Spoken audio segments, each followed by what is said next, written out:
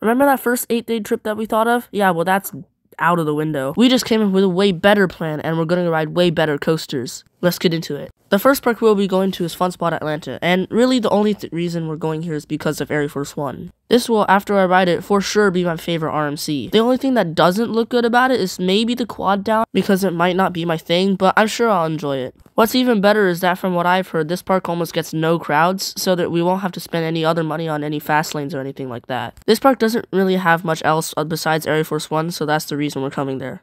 Next park we are going to is Six Flags Over Georgia, and my most hyped coaster there is Goliath. This, for fact, will be my first ever B&M Hyper, and I'm glad it has a great reputation. If you're like me and you live in California, we were not blessed with good hyper coasters. Traditional hypers, I would say. Like Goliath at Six Flags Magic Mountain, ew, that sucks. I bet all that floater and ejector will be so fun and so sustained. I'm getting excited just talking about it. At Six Flags Over Georgia, there is one other really good coaster that I'm excited to ride. Definitely not as much as Goliath, but it's still up there. It's Twisted Cyclone, and this basically looks like a better Railblazer.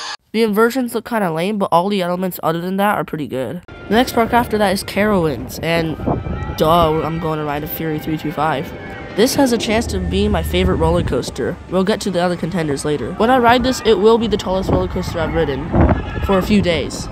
We'll get to that later. I don't know what to say about this ride that already hasn't been said, so I won't say anything. At the same park, we have Copperhead Strike. This will be my first ever mock launch coaster. I think everything on this ride will be really good, except for the launch, which is kind of ironic. If you don't know me, I really like hang time, so I think this ride will suit me very well. Next up is Afterburn, also at the same park. You see, Carowinds is very stacked. After I ride this will be my first ever large-scale invert, and it will stay that way, unlike Fury 325 being the tallest roller coaster I'll ride for just a few days, because every other park I'm going to be going to either doesn't have a B&M invert or they just have a Batman clone. But either way, Flight Deck is already one of my favorite roller coasters, so this is basically a better Flight Deck, honestly. It's even also themed to planes, too. I already have thoughts that Flight Deck is better than Railblazer, so seeing this, oh wow. Next park we got is King's Dominion with Intimidator 305. This could be the contender for my #1 roller coaster, but I do know this ride is very polarizing, so we'll see about that this summer. This first helix looks absolutely insane with this positive G's. And it's not going to be over after that. We still have super snappy turns and whippy transitions. People often say this is the most intense roller coaster in the world, and looking at this POV, I believe them. And when I ride it, I will probably believe them even more. In the same park with this insane top 2, we have Twisted Timbers. This RMC hybrid looks like it was made for enthusiasts, and it probably was. The barrel roll down drop looks fine, but it's the rest of the layout that shines. Just take a look. Speed hill. And then 3 straight camelbacks in a row of ejector airtime. Twisted Colossus has 1, and this has 3 in a row. That's like an enthusiast heaven. And the rest of the layout is just a sea of bunny hills, airtime hills, and whatever you want, and sprinkled with a few inversions in between. I don't think this will take the #1 spot if I ride it, but it's darn near close. And you might be wondering, what's an SLC doing in here? I thought this was for the most hyped roller coasters. The next park I'm going to is Six Flags America. I know, I'm actually going to Six Flags America.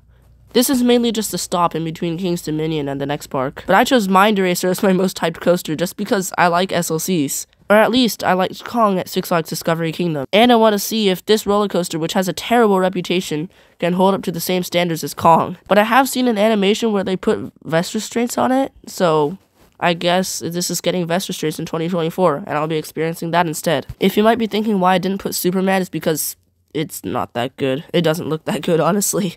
The straight track. Bam! I bet you didn't see that coming. It's El Toro at Six Flags Great Adventure.